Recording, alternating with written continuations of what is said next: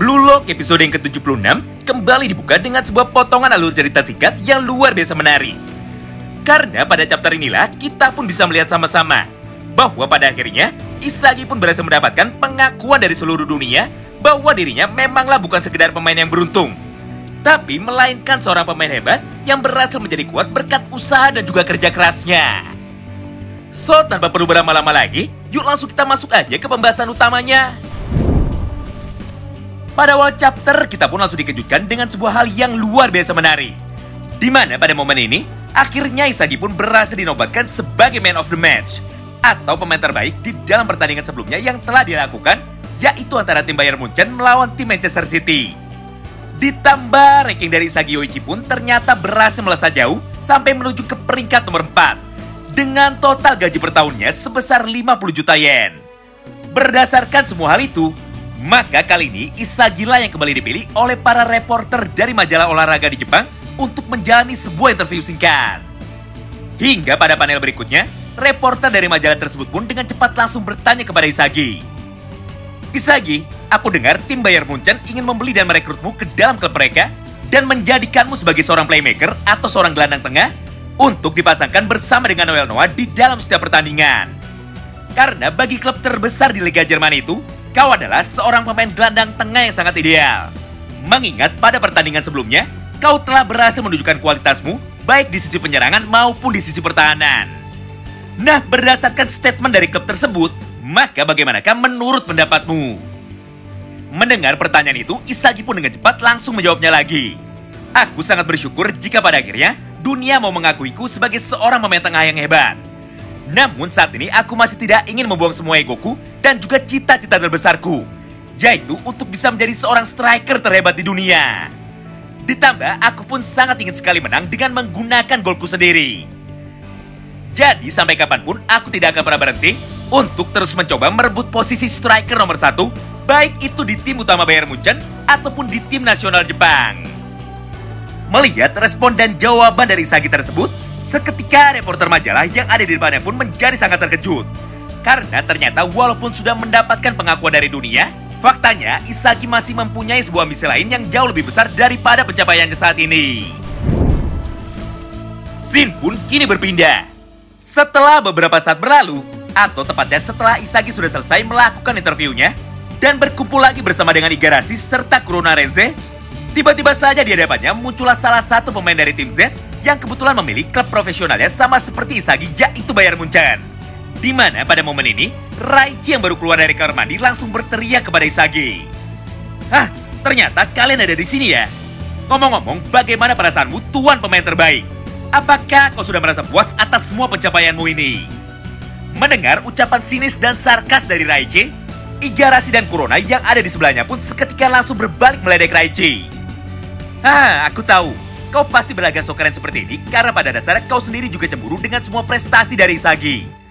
Jujur saja Raichi, dan akui kalau permainan dari Isagi pada pertandingan sebelumnya memang layak untuk mendapatkan penghargaan sebagai Man of the Match atau pemain terbaik. Melihat respon dari kedua orang temannya, Raichi pun dengan cepat langsung membalasnya lagi. Hah? Apa kau pikir saat ini aku sedang iri dan berusaha menghibur diriku sendiri? Dengar, sejak awal kompetisi ini dimulai, akulah orang yang paling jujur dengan semua perasaan yang sedang aku alami daripada kalian semua. Lagi pula, apakah kalian tidak bisa melihat ekspresi wajah frustasi dan juga kesal yang terpampang di wajahku ini? Coba saja kalian bayangkan, Isagi adalah pemain yang selalu berjuang bersama dengan kita sejak dia masih berada di dalam tim Z. Namun tiba-tiba saja waktu cepat berlalu, dan saat ini Isagi pun sudah berhasil menjadi salah satu pemain yang trending di seluruh dunia. Tidak hanya sampai di situ, karena pada panel berikutnya, dengan penuh emosi Raichi pun kembali melanjutkan semua perkataannya. Lihat dan tunggulah Isagi, karena pada pertandingan selanjutnya, aku akan segera mengejar ketertinggalanku dan menorehkan prestasi yang tidak kalah hebat dari dirimu. Nah, di momen inilah, Isagi pun seketika langsung meresponnya sambil tersenyum kepada Raichi. Baiklah Raichi, cepat kejar aku, wahai sang monster stamina tak terbatas. Wow, menarik banget ya. Intinya pada momen singkat tersebut, jiwa kompetitif dari Raichi seketika langsung terbakar berkat semua pencapaian yang telah berhasil diraih oleh Isagi. Hingga pada akhirnya Raichi pun langsung bertekad untuk segera menunjukkan semua kemampuan terbarunya kepada Master Noel Noah supaya dirinya bisa dimainkan pada pertandingan mereka selanjutnya. Sementara itu di sisi lain gedung ini, kini giliran CP lah yang akhirnya kembali mendapatkan sorotan. Di mana pada panel ini, nampak CP dan Yukimiya Kenyu yang sedang melakukan sebuah syuting produk iklan bersama. Nah, menariknya, tepat setelah mereka berdua selesai syuting, maka di satu momen yang sama ini, CP pun tanpa ragu seketika langsung berkata kepada Yuki. Yuki, awalnya hanya aku sajalah yang dipilih untuk menjadi bintang iklan demi mempromosikan Akademi Sepak Bola Blue Lock ini kepada seluruh dunia. Tapi setelah aku bermain melawanmu di dalam pertandingan sebelumnya, aku pun seketika langsung bisa melihat semua potensimu. Bahwa kau ini adalah orang yang cocok untuk bisa menjadi penerusku sebagai seorang model sepak bola. Apalagi golmu kemarin sangatlah luar biasa hebat dan juga fenomenal. Namun respon yang berbanding terbalik justru malah diucapkan oleh Yuki kepada CP. Di mana pada panel ini, Yuki pun dengan polos langsung berkata, "Hah? Apa aku tidak salah dengar? Karena menurutku semua golku kemarin tidak akan pernah bisa tercipta jika tidak ada Isagi Oichi yang mampu mengacak-ngacak benteng pertahanan kalian."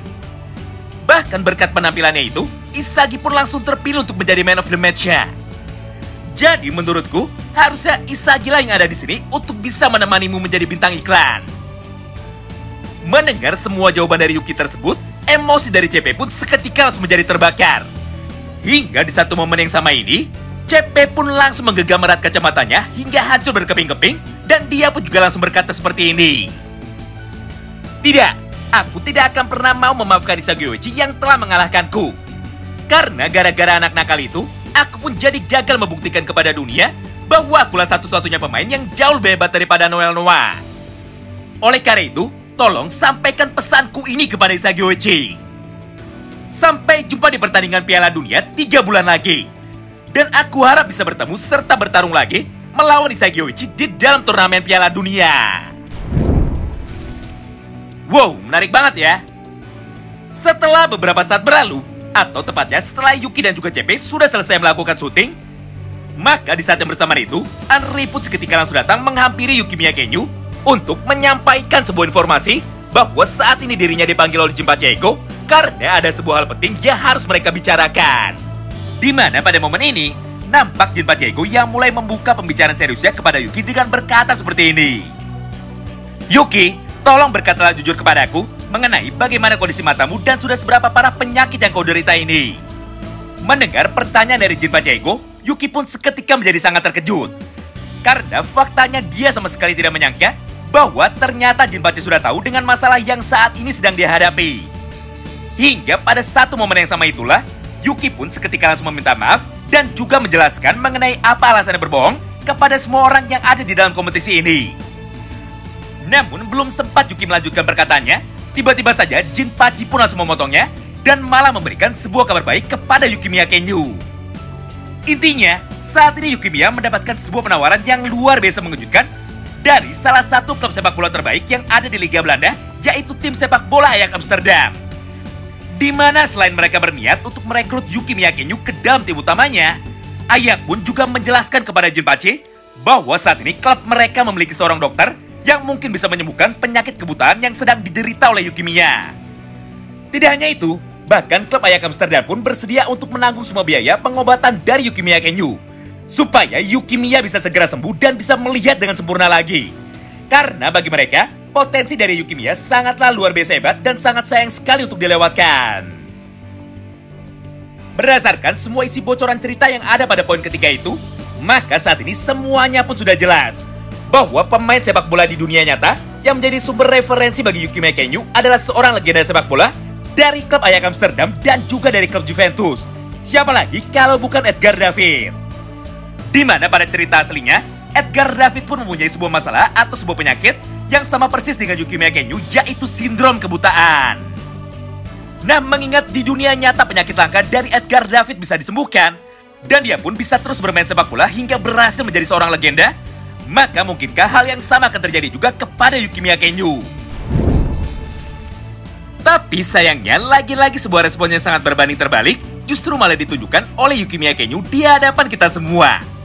Di mana pada panel berikutnya, Yuki pun dengan tegas seketika langsung menjawab semua ucapan dari Jinpachi Ego barusan. "Maafkan aku pelatih, Karena sepertinya aku akan menolak semua tawaran dari mereka saat ini. Mengingat sebuah gol yang bisa aku cetak di dalam pertandingan sebelumnya, semuanya adalah hasil kerja keras yang terus dilakukan oleh Isagi Oichi sepanjang pertandingan itu berlangsung. Apalagi sejak awal peluit tanda dimulainya pertandingan dibunyikan, aku pun sama sekali tidak bisa berbuat apa-apa selain terus mengacaukan permainan dari Isagi Oichi. Oleh sebab itu, aku pun tidak mau membuat tim ayah kecewa dengan pilihannya. Mengingat saat ini mereka ingin merekrutku ketika aku masih belum bisa menunjukkan semua kemampuan maksimalku di dalam pertandingan sesungguhnya.